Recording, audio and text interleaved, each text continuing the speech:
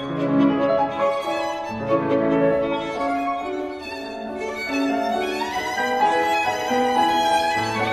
right. Hi, everybody.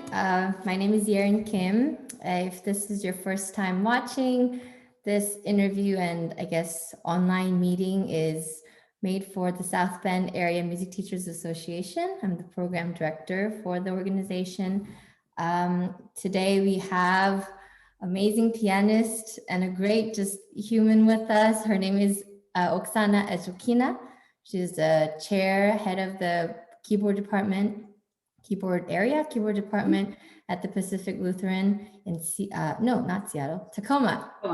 Yes. And I reached out to her and she graciously said yes to have a talk with us today.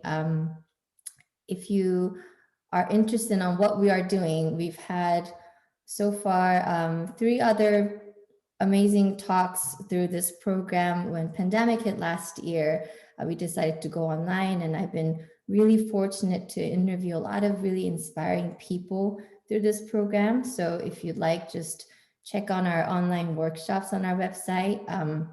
I guess it's 4 actually, because I did the first one. I did the one on teaching atypical students, gifted atypical students piano, and we had online teaching methods. We had piano methods for small hands, which was really exciting.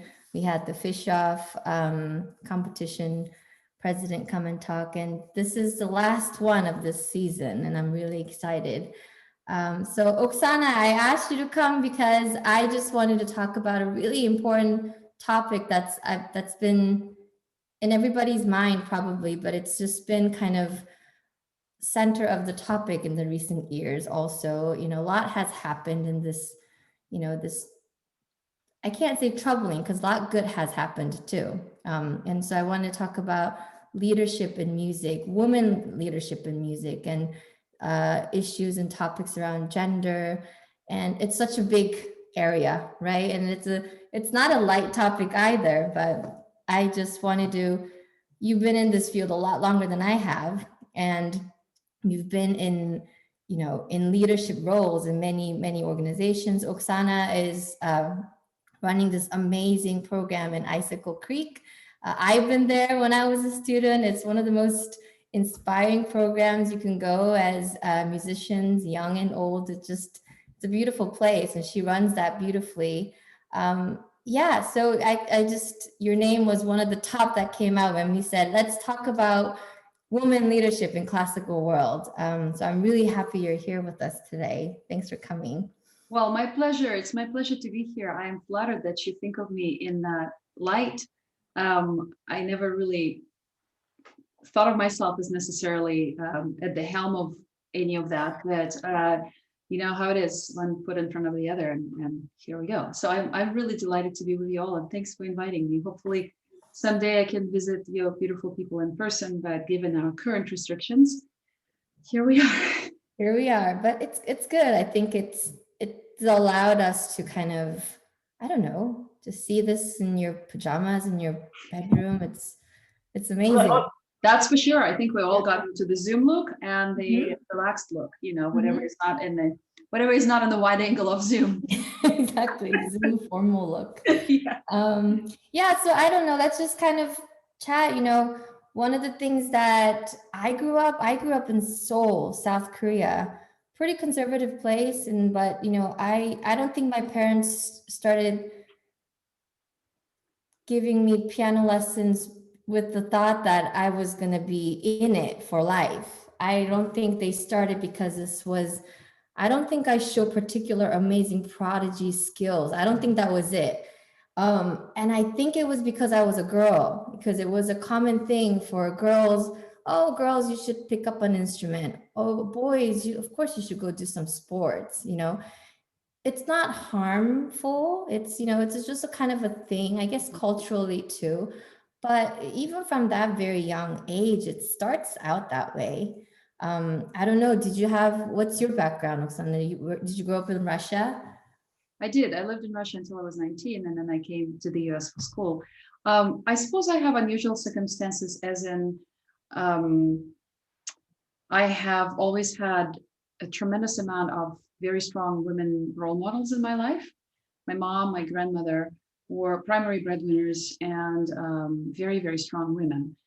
And how I came to piano, it really, I think it was my grandparents' attempt to just give me something to do because they both worked and they raised me until I was 6, and because my parents were stationed in Germany. And while my sister was with my parents, it was too much. So they left me with my grandparents and they were both working. And I was kind of a latchkey kid. I knew all the neighbors and it was safe and I could be outside, and I was apparently singing a lot. And so they thought, maybe that's enough. Maybe we should get an instrument. And I asked them for the violin, and I was a flat out no, because because of the beginning practice. So somehow I levitated towards piano. But they also, my family is completely unmusical. All of my female close relatives, my sister, my mom, and my grandma were nurses. My niece, who is now 22, is a vet doctor. So they all, yeah, I'm the only one that kind of fell out of that. But I think it became my kind of personal special thing early on. But I was also left alone with it. So like I was never asked to practice or do anything with it. So it was also very cool because it was all mine. It was up to me whether I was going to keep up with that or not. So that's how I came to it. That's not to say that I didn't have painful times practicing when I was 13 to 14, but nobody likes to do that in that age bracket. But yeah, it's a little bit of I think it was like a last ditch effort to get me something to do. And then it sort of turned into something that was more meaningful for me. So when did you kind of decide I'm just gonna do this? It's gonna be my major in college, and then afterwards it's gonna be my profession? Again, it was sort of by a bit of a default because in that particular education system, you have to make those decisions early on with particular disciplines like music, or of course it's even more pronounced with sports. Those talented individuals who are going to be figure skaters or gymnasts get identified very early in life, and they go into very grueling training. It's nothing like that, but I had to pass kind of qualifying exams when I was 15 to get into this kind of a college of music. And which, when I think about it now, 15 seems a really tender age to make any life decisions. Me too, because yeah. When I look at my students now who are 15, I think, wow, let me turn this here off.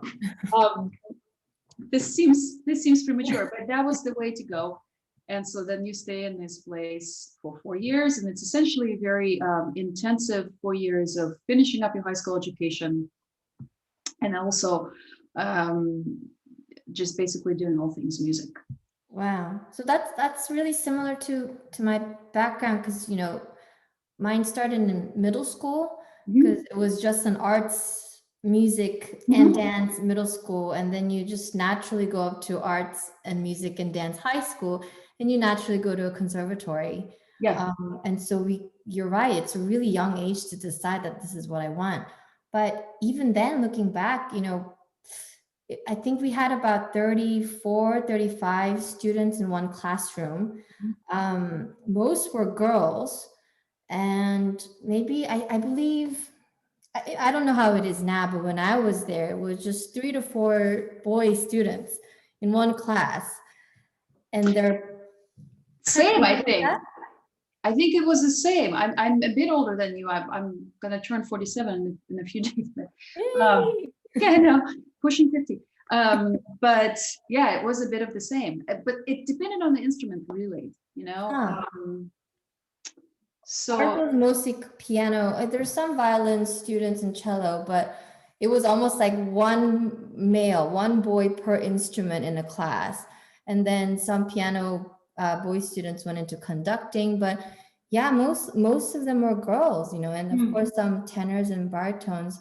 But that just kind of, I didn't think much about it when I was in it. I was like, okay, well, friends, they're all the same when you're young.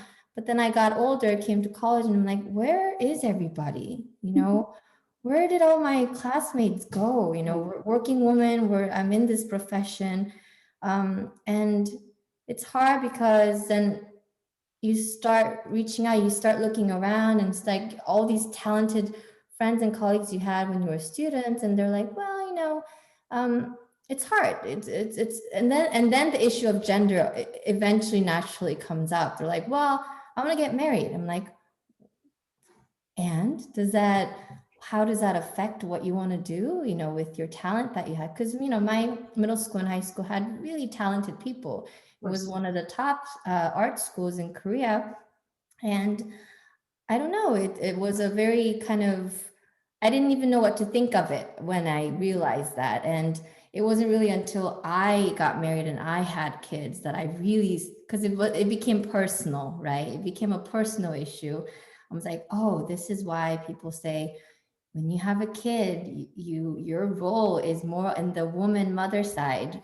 But I'm like, but I want to play. I want to teach. It shouldn't be so like a separate thing. But I understand though now. Now I can kind of empathize, but I still feel that it's not right. Well, and I'm sure part of it is cultural, part of it is generational, part of it is people make choices, for themselves. I do not have children, so that was never really a consideration for me in that way. So while I wish I did, this just hadn't happened in my life. But we also live in a country at the time when we see a lot of amazing women in all sorts of positions of power. I mean, one of the most recent ones, of course, the election of 2020, with Kamala Harris being the first East Asian and African American vice president. Vice president. We see women represented more widely in the government. As the midterm elections of the 2018. And I think generally I see a lot more women getting into what used to be kind of a more of a male-dominated role, such as conducting and composition. And that's wonderful to see. So, our society should have always made room for that. But I think now is the time when it's really coming to the forefront. And, when you think of somebody like Clara Schumann, for instance, that incredible pianist, and her life and how trailblazing she was. Yeah. As a working mother of 7 children they had, and some absurd amount. Yeah. And taking care of her children and her ailing husband, and practicing and maintaining a very grueling touring schedule, essentially like a modern pianist, while managing all the other aspects of her life, and also, learning her husband's scores and being great emotional support to people like Brahms, her great friend, and just being really at the epicenter of cultural life in Germany at that time. And that's inspiring.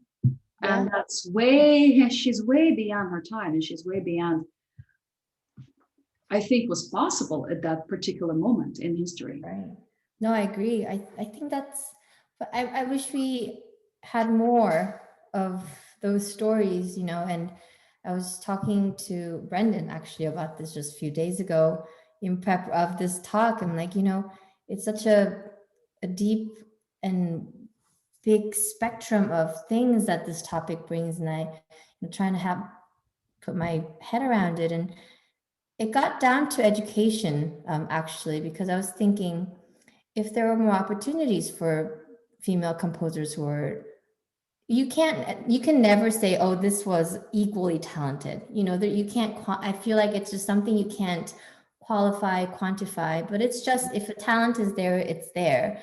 But if it was cultured, if it was supported, it was needed, then it gets better, right? I mean, we see all these celebrated composers at their beginning stages of work, and then how they kind of develop over the years. One of the things that I love doing as concert programming is playing early years of a composer and pairing it with their last works. And it's fascinating for me because it kind of gives me an idea of what stayed and what developed. But if that were kind of given to female composers too, I mean, we can't change the history. I know that there's just nothing to it, but I was just saying, if like Fanny Mendelssohn, if she had given a bigger opportunities to develop her works, we probably would hear more of her works now, you know. So then it comes to educators, because we're teaching now, and it came down to this is what us teachers can do more, just to say, you know, if you want to do it, it is your choice, but you know, don't get other outside elements kind of get in the way. And unfortunately, I feel like for women and for girls, I think they do need a little bit more like, let's do it, let's go for it, you know. Permission. Yeah. It's an odd thing to think about. Yeah, is there so many outer factors, I guess. I know what you're talking about, you know, and that's, we're talking about kind of two big pillar figures in terms of these great composers. In the case of Clara Schumann, she really wasn't given that much opportunity to compose, because I mean, how in the world could she? Where was there the time to do it? Yeah. And with Fanny Hansel Mendelssohn, she just simply wasn't given the same opportunity as her brother. And this was a family of means. This was a very rich family, very affluent family, incredibly educated family that had absolutely every resource to throw at her. And yet, you know, that wasn't the focus. So you're right about that. But I think we also live in a day and age where that is encouraged and celebrated now. And it should be more encouraged and celebrated. We have a lot of, think about the female soccer team in the United States of America, and you know, the pay difference and the huge fight they have fought, and how it got to the, you know, basically forefront of our attention for a long time, you know. They are incredibly successful. They are unbelievably amazing. And yet, you know, there's an incredible disparity in how much they get paid. Yeah, but it's coming out more. That's what I mean. It's like, I think it's a lot has happened in the past few years, but it's getting more attention. And I think as painful it is to realize that it's doing something, which is the wonderful part. Well, yes, and I think that this is a different kind of tentacle of what we're talking about. It's also racial justice, and what has come up in the light of what happened in 2020 and how things are continuing to develop, and the kind of fervor that is very palpable also in simply doing what we ought to have been doing for years and years and years, you know, doing our part, making sure that the experience we have as musicians, and this is just a small slice of life, you know, is representative of us all. Yeah, it's a different topic to explore, but yeah, we're kind of at a phenomenal time. I think so too. Some people say inflection point. I think so too. I feel an incredible amount of I don't know. I don't even know if I can say responsibility, because what do I know? But there's just kind of, you want to do something like of what's happening, and you want to play a role in the movement, I guess, of what's so desperately needed.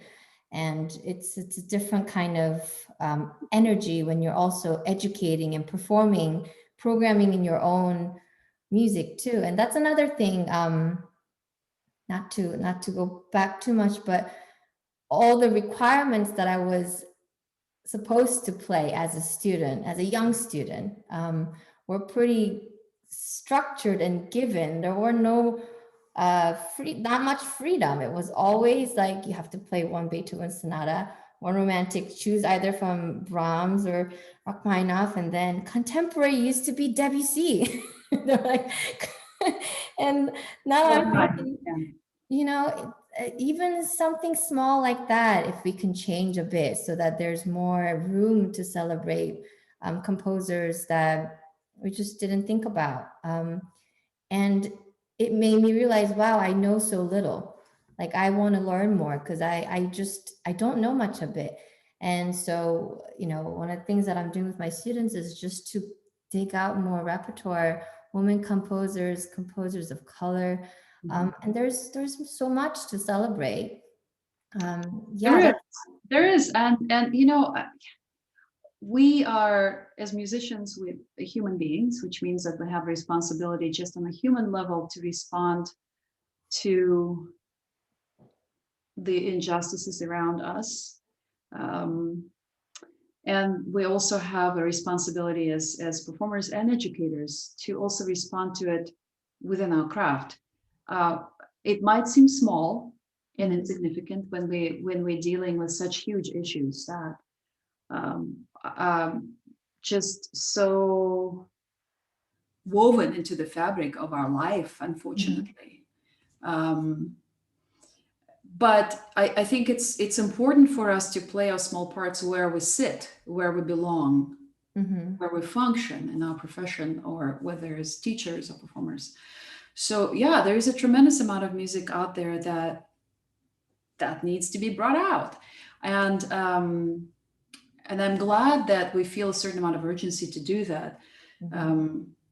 One of the wonderful experiences I'm very privileged to have in my life is to have this long association with Icicle Creek Center for the Arts, which is a nonprofit organization. That's what you referenced earlier. It's a presenting organization in Eastern Washington, and I've been associated with it for nearly 20 years. In fact, the moment I basically disembarked from Stony Brook, which is a school that both of us went to Icicle Creek in the middle of the mountains in Washington State. And so it has become a really important focus for me as artistic director of the Festival and Institute to just kind of bomb out the programming and bring pieces and music and names and faces into it that just create a richer and more interesting palette as a whole. And it's been incredibly fun. And there's a tremendous amount of resources out there, databases, people compiling, individuals compiling important repertoire lists for pieces for other, underrepresented composers, minority composers. And this music is really great and so unbelievably fresh. And you just put it right next to the old boys and, it works. Here we go. It works. It more than works. Yeah. Oh, can you share some of the programs that you did recently? I've been following. I've seen some of the stream, and it's just so fun. But so do you normally, when you program those, do the performers come with their ideas, or do you have like a kind of a set program for the show? I never really have anything set because when I do something set, it sort of unsets itself. So it's better if we just kind of roll with it. So you're referring to, of course, in COVID, we haven't been able to be in person. So everything has been live streamed, but because the place is so isolated and, so far away, and it's a kind of a contained campus with separate cabins, we're able to be very safe. And we have an incredible team of recording engineers and tremendous equipment. And so, these concerts have been live streamed with no audience. But because those people know what they're doing, people on the production side, it's been kind of marvelous to have that experience.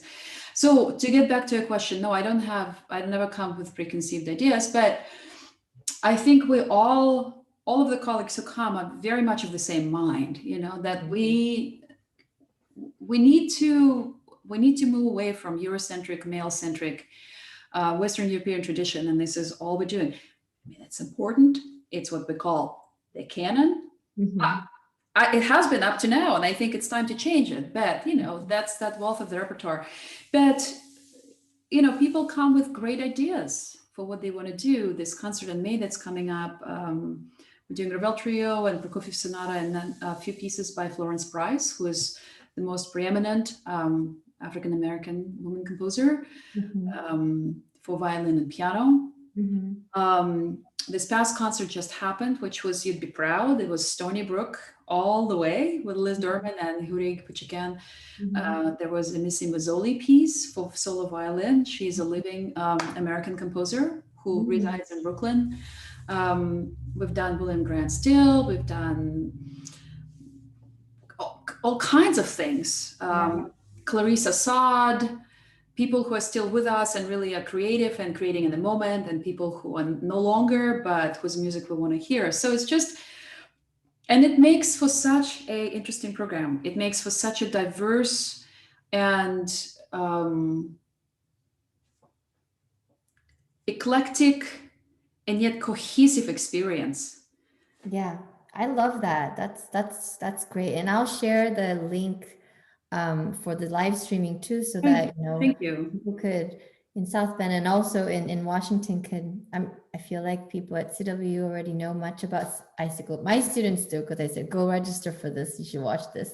Well, that's amazing. Yeah, but so and those concerts stay up for a while. So if you're interested, people can go back and watch. And I wish they didn't, because you know how it is. Recordings stay up for a while of you, and you look at it and you go, I wish it was off. But anyway, so it's the whole summer is documented on the website. And that's funny. Yeah, it's another whole venue that we opened up in 2020. I've made so many at-home concerts at 3:00 in the morning a.m. because that's the most quiet time, but it's quite wonderful. And you know what it does? It expands access. Yeah. It expands access to people who maybe would not normally be able to get to a concert for whatever reasons, either health reasons or distance reasons, or feeling like this is not for me, So it provides those opportunities for people to hear music. That's great. I think it comes down to that, like what you were just saying, like being able to be flexible and take an opportunity, take a situation and make it into an opportunity. Because I just started teaching at CW this year. This is my first year, when it was at the middle of the pandemic. And so, just like everybody else, we were trying to figure out, how are our students going to do their junior recitals? What are they going to do with their senior recitals? And they're so lucky to have a team. Like you mentioned, a tech team, and that's so important, because it's not never a single person. It's like a team of willing and motivated people, and they just brought in all these equipments, and all of our concerts are live streamed, and it's high quality. And even after COVID, that's not going to stop. It's going to continue, which is such a huge benefit. I know. Silver linings of this really, really hard, devastating time that we all had.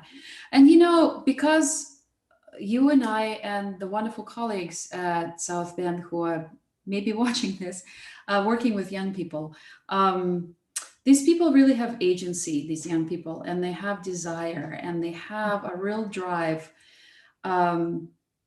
to make this world work for everybody, as a whole, but also in music. I'm very proud of my students at PLU for coming to me with ideas about, have you heard about this composer? And, I would like to do a piece by her. And that's been really fantastic, because I think this awakening is way past due. And I just hope that fire keeps burning, so that we continue on this path of giving us all a chance. That's great. So I'm sure you're also encouraging your students to do that, so they feel safe and encouraged to come to you with all these ideas. Because I know some students, when they ask, they're like, is it okay? And it makes me think, has it not been okay? It's okay. It's, if you want to explore, it shouldn't be like, oh, this is a mainstream. It kind of has this stigmatism of like, if I'm not playing the Eurocentric, what everybody said is important, this is not am I devaluing my work? And I think that's a very important step for students to feel, and it probably comes from us to. Yeah, it has to Yeah, be validated. But think about it. I mean, both you and I are very fortunate to come from Stony Brook tradition where um, just music open. it's so open. It's almost too open in some wonderful sense, you know. Mhm. You do you, the Right. classic example. But also, you know, think about the focus they have always put on new music that's being created. You know, all the pieces were played in Stony Brook, which is the ink was barely dry, you know, and the composer was sitting there and all those opportunities to Mhm. deal with this kind of process. And, Mhm. you know, with that kind of degree of creativity has been fantastic for me Mhm. and for you both. Yeah. So when Yeah. we're just used to it, I, you know, I am not of the mindset that there's one way to do things or you have to be in a square. You know, there are certain limitations to what we can do, but um, Yeah. I really don't think it really fosters individualism or creativity Mhm. or gives people a license to just really explore. You know, Mhm. of course, you have sometimes you have to put reins on somebody, you know, but Mhm. um, just Yeah. guide them in the right direction. But I think curiosity and inquisitiveness Mhm. sometimes really undervalued. I agree. Um, do you do you ever get questions like, "Oh, you're not so Russian?" Because I get that questions all the time. You're not so Korean. No, what makes a Russian? I don't know. I mean, I guess it's another topic that we probably have not enough time for, but when we're talking about race and stuff, like race also comes with such generalization, that I've heard so many times from friends, students, colleagues, like, wow, you're not that Korean. I'm like, what's Korean? Like, what do you mean? I uh, uh, I'm not gonna open the can of worms. I was gonna ask. So who asks you those questions? But this is yeah, maybe not for now. But But yeah. I do know what they mean though, because I'm from the culture. I grew up in Korea. I was born and raised there, and it wasn't only really for my undergrad that I came here. Mhm. And I guess I consider myself as like a third culture kid. I'm neither traditionally Korean. I'm not really American. I'm somewhere in the middle. And so when I meet people with similar kind of cultural experience, it clicks. Like my husband, he's a third culture kid. He's American. He grew up overseas. It's funny because when we were dating in undergrad, all his friends were Korean or Chinese or Japanese because that's what he was used to. He grew up with Asian people. So he would tell me like, "Oh my God, I forget that I'm white until I have to go brush my teeth at night."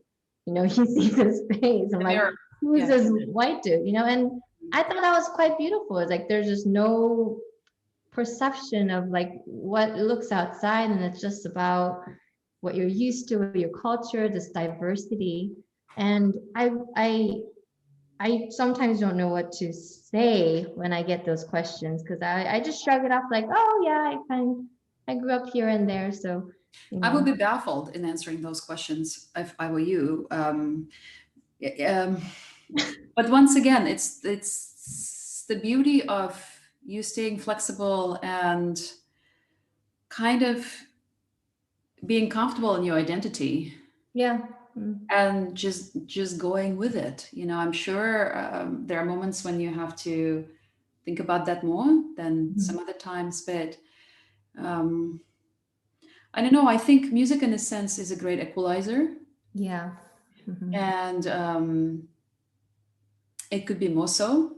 Mhm. And I think that we all have to work very hard in the future years to expand access Mhm. to Mm. music to anybody who wants it and maybe can't easily get it. Yeah. Um, but when we are when when we're all at the piano, when we're all at the violin, we're kind of all engaged in the same process, regardless Mhm. of where we come from and what we do. And so that's really a wonderful thing, and I think it could be also encouraging. That's Um, great. And I guess you lead by example too, just kind of being comfortable with what you believe in and not being I don't know, I sometimes I catch myself being apologetic to what I believe is important, and I thought, wait, no, I don't have to apologize for programming this unconventional music. And same with my students are like, is it okay? I'm like, of course it's okay. You should do more of that. yeah. And yeah, even choosing what I want to play. The first thing, what do we do? We go online and look for videos of, okay, who played this? Let's see what kind of recordings are. And then I'm like, oh no, is this only for really big dudes? Can I not play this? And I'm like, yeah. And what are you thinking? It's just like, you know, a thing. And I'm like, okay, don't do that. I know, but we also have incredible pianists like Martha Argerich and Yuja Lang. I know, and those in like Yeah. barn burner Yeah. pianists. Mm-hmm. So there are a lot of role models now, I Stemming think Mohammed and so. Clara Schumann, which I think makes us feel like can do Just go anything. for it. Absolutely go for it. Yeah. I I have experienced a certain degree of a certain degree of um, kind of implicit Mm-hmm. discomfort Mm-hmm. with me being at the helm of certain things, and I sort of laugh it off, and sometimes it's less funny, other times it's more this way, but Mm-hmm. so that happens also, Yeah. but you can't. I Everybody told me this when I was in my 20s and 30s, that when I get older, and now I am, that I'm basically not going to give a rip about what people think about me. And I thought, well, wouldn't that be nice to get to that point? And I'm kind of at that point. It's just not as important anymore as it used to Mm-hmm. be to me. Mm-hmm. Um, I You're also think, incredibly optimistic and energetic person. So it's well, but I think you have to believe Mhm. that, first of all, that we can make a small difference. Mhm. And then we have to try to do it. But I think we also have to. I think optimism breeds optimism, Mm. right? So, I mean, I'm plenty pessimistic sometimes around my students who just I can't move no matter what. But in general, I think if you feel like it's game, they're gonna feel the same way, and then it's just easier to get through it. Yeah, that's so true. Sometimes humor helps, I guess, for me because Mhm. there's just no way around it.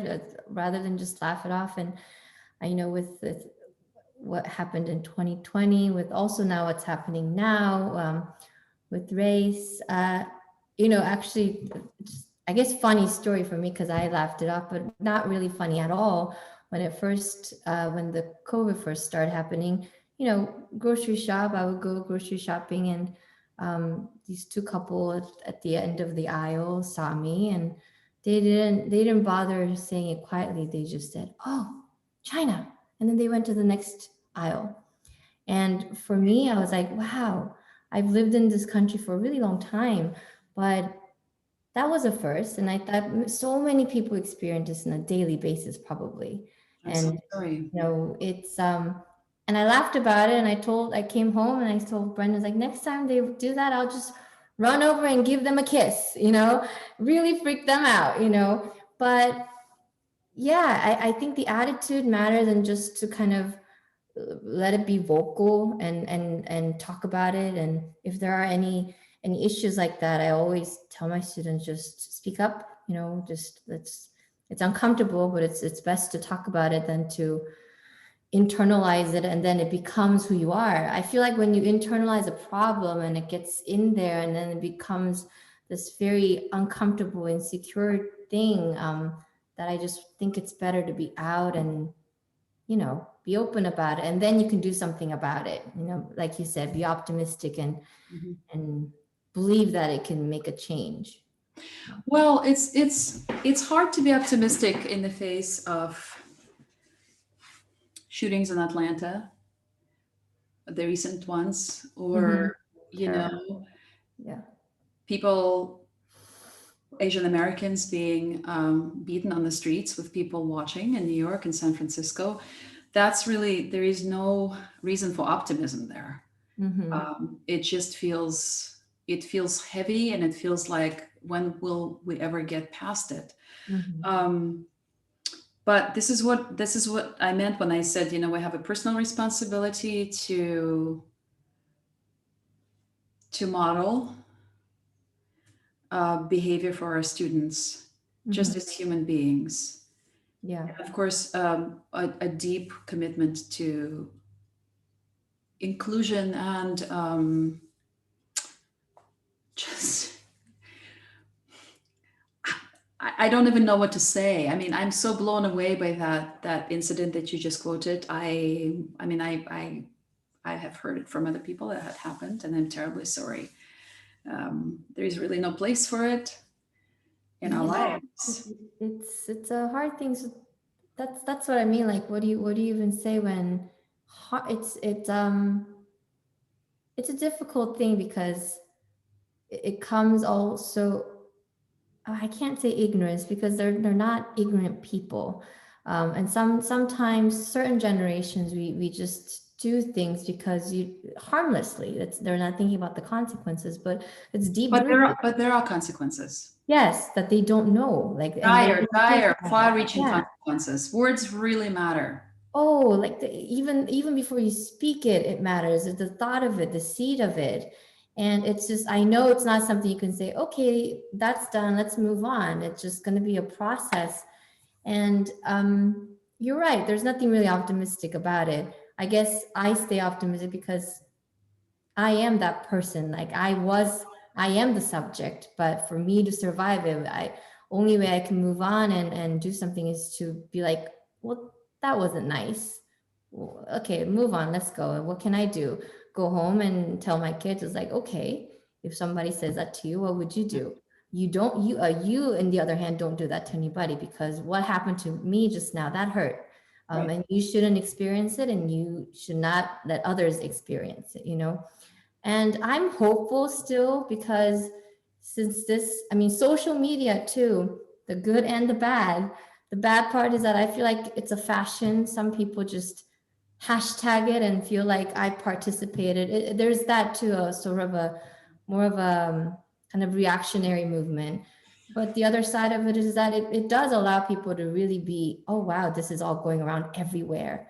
Um, and so maybe our generation and the generations to follow and after that can be a little bit more aware and do a little bit more of change, even if it's artificial, you know, even if it's something like on the surface, I do believe it can go somewhere, you know. Yeah, it highlights the issue, even if it doesn't address the issue. I mean, addressing the issue would be the way to go, but at the very least, it shines a light on it. Mhm. But I really, yeah, I let myself slip there in reaction to that really uncomfortable story you just told me. But I think when we think about this, like I think about my college students, I think about my upper grade private students who in high school, juniors and seniors, they they're much more even handed in how they see the world. Hmm. And I think they're also much more aware Hmm. that they all possess elements of implicit bias, and they're aware of it, which means that they can respond to it Mhm. internally, and they can think on it, and they can think their way to better thinking of being. Mhm. And I think that's really the first step. So I see them. They're a lot of them. I'm not saying everybody, but a lot of them are much more aware, and much more attuned to that. And that gives me hope. That's great. It's also inspirational if you see someone be that way. If you weren't, if you're another person that wasn't as interested or kind of thinking that way, it affects you, and it's a wave of awakening. I think that's what's good at, and that's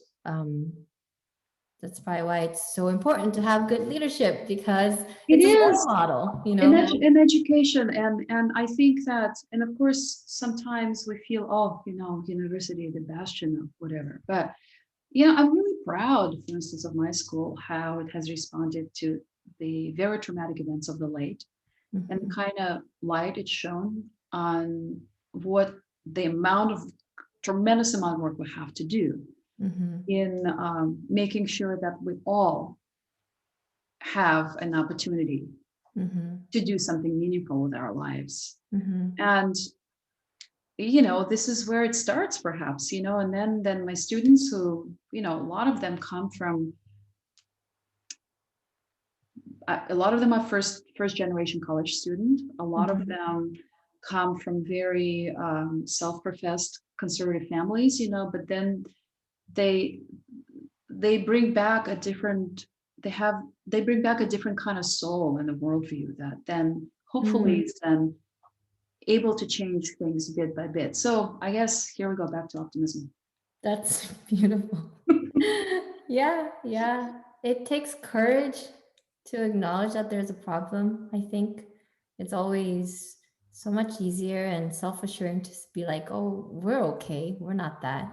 See, and I think that's often mistaken by being optimistic. But I think really true optimism is when there's a problem, you're brave enough to say, we need to work on this. And then that becomes an optimism, because you're like, we're going to work on it. Or it's going to get better. Not like, oh, the problem isn't there, No, So. there are plenty of them. But look at you. I mean, you are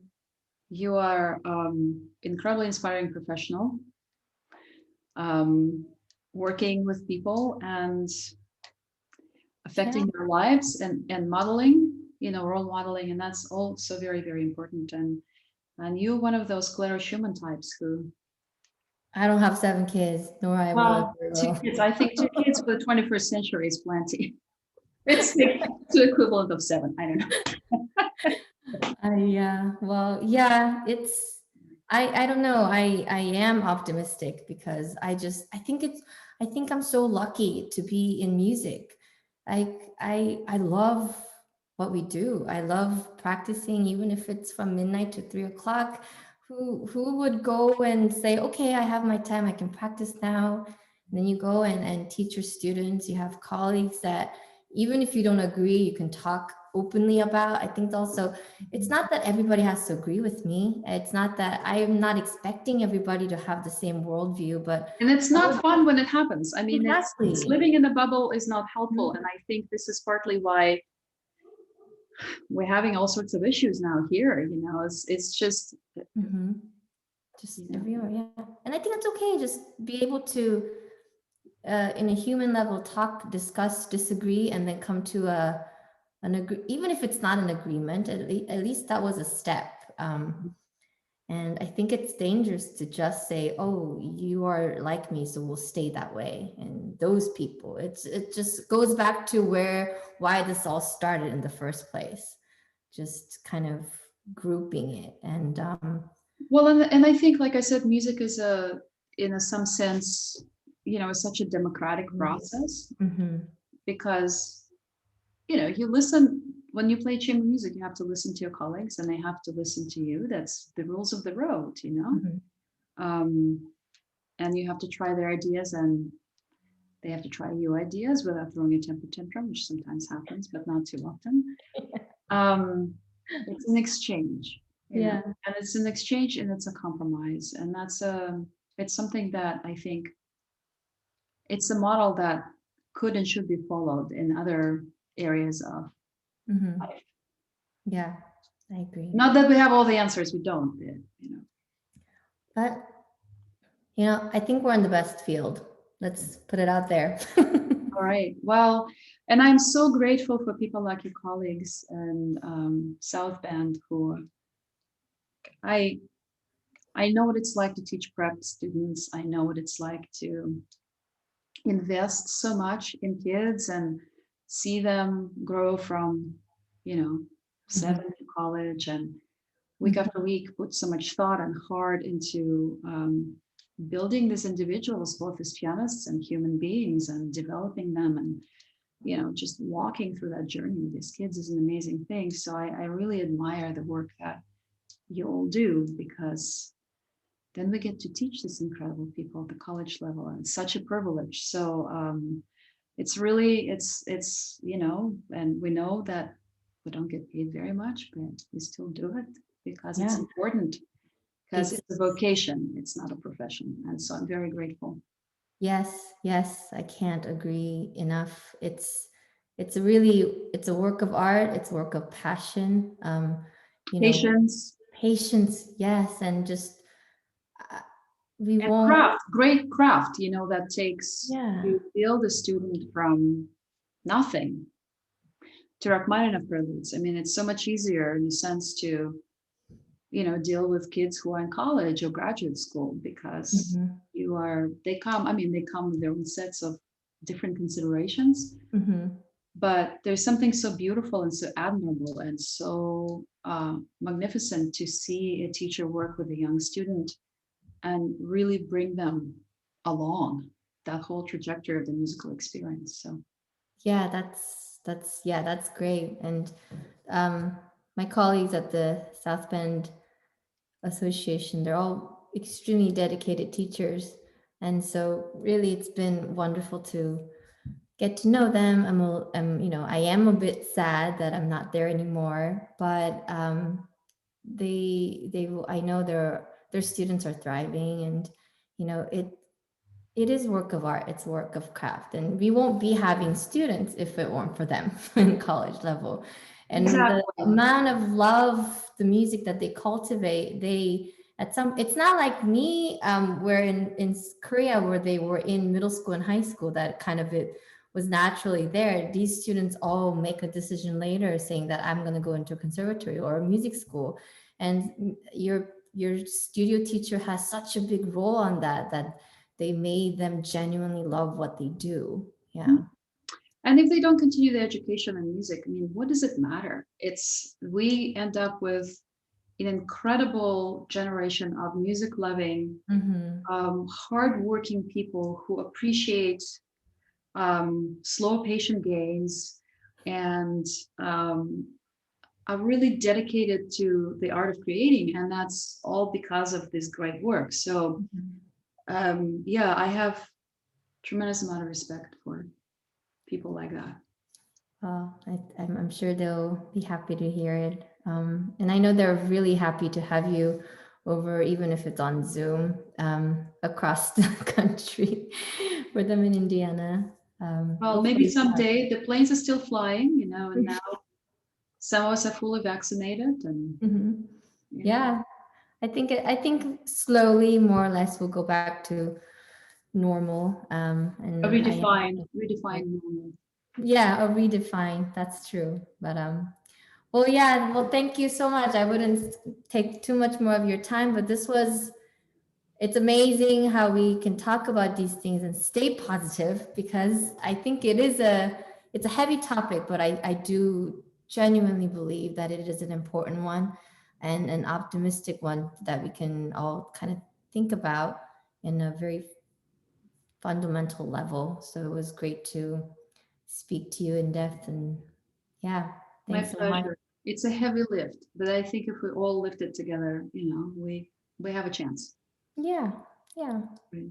great. Well, lots of love to you. And Yes, and now that you guys are close, we hopefully I can see know. each other safely soon. And thank And you for giving me this opportunity to meet well, you thank all. you, Oksana. Thank you, and hope to see you soon too. Likewise. Bye.